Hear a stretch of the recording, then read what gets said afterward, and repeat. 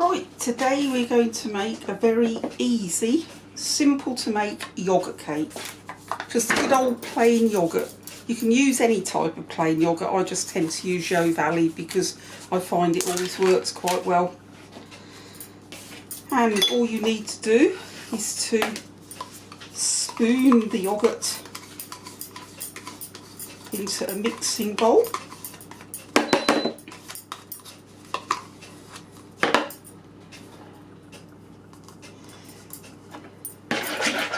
And then you need, using this as a measuring jug,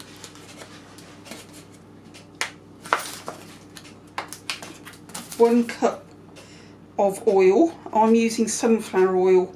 Quite often I use light olive oil, rapeseed oil, basically whatever I've got in the cupboard. At the moment I've got the end of sunflower oil, so that's what I'm going to use. So you put that in.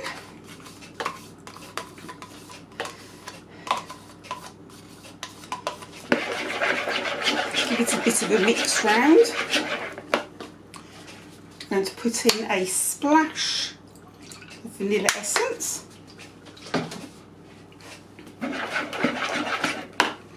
Now you need another spoon because you're going to need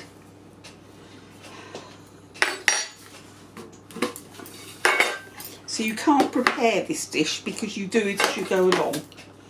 So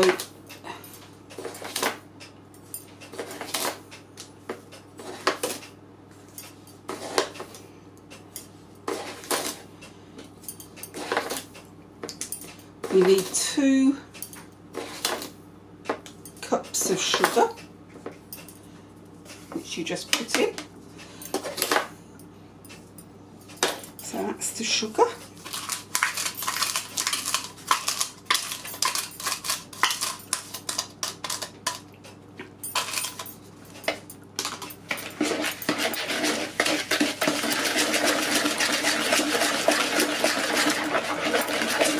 Just stir it around as I go along because it just makes it easier to do it like that.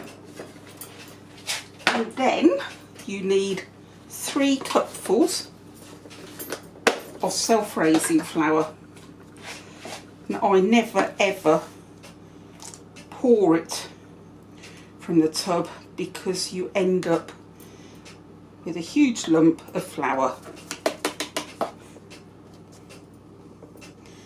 Even doing it this way, I'm still managing to get flour all over the place, but that's half the fun of cooking, isn't it? Getting bits and pieces all over the place.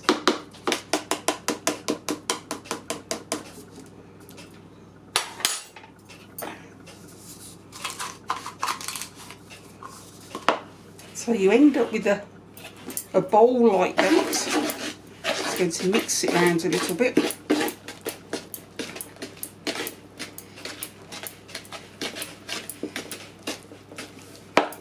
And you need 3 good sized eggs. Oh, let's just move the flour out of the way. 3 good sized eggs. Oh, these haven't got very good shells on them.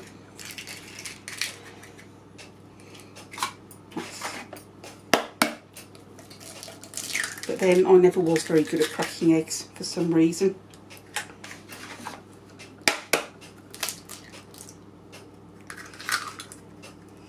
Last use of the yoghurt pot, put your eggshells in before you dispose of them otherwise. Just wipe my fingers. Now you can use just an ordinary wooden spoon to mix it all well together.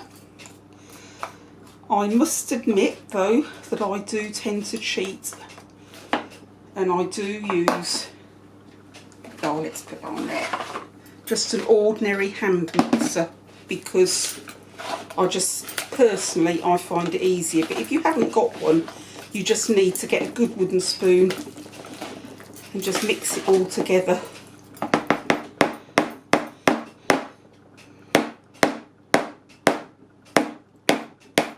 If you haven't got an electric mixer, you're probably quite used to beating in with a wooden spoon. I've just got lazy over the years.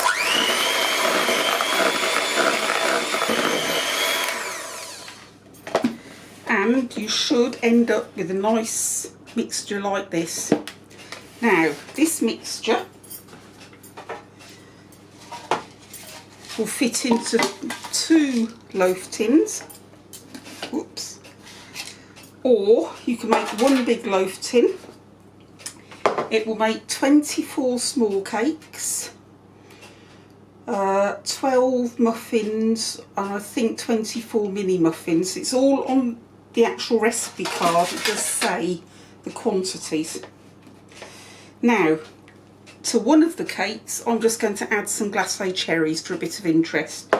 So before I do that, I'm just going to let the mixer drip onto one of the paper cake cases, and I'm just going to put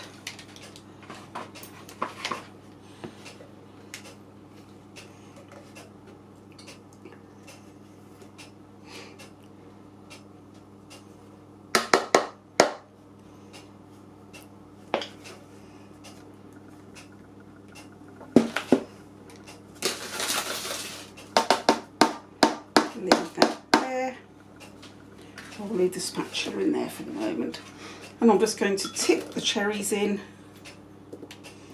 I'm very lazy with cherries. I never ever put flour around them.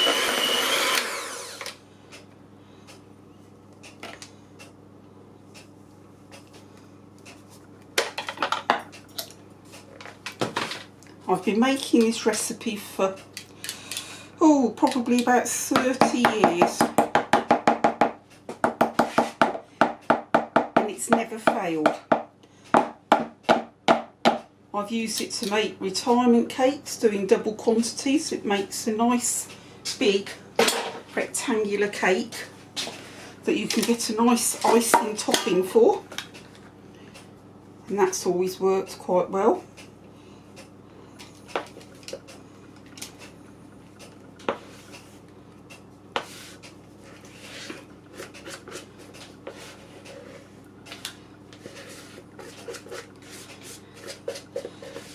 I'm a very lazy cook sometimes because I use paper cases, because I find it saves on washing up and all sorts of stuff like that.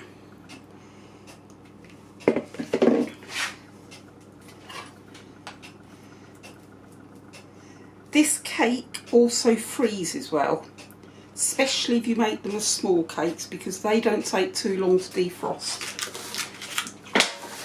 So, there you have, on my rather messy trolley, 1 cherry yoghurt, 1 ordinary yoghurt. I'm going to put those in the oven, about 180.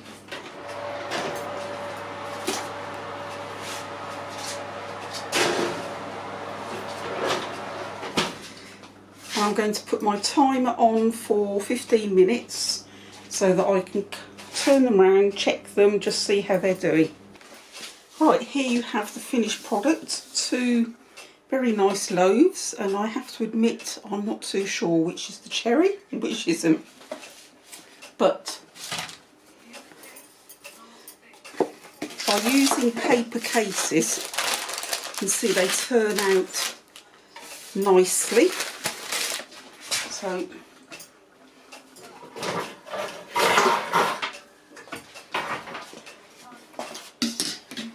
just put these on a trivet to cool down. This is the cherry one. And then you can just cut them up and slice them as you want.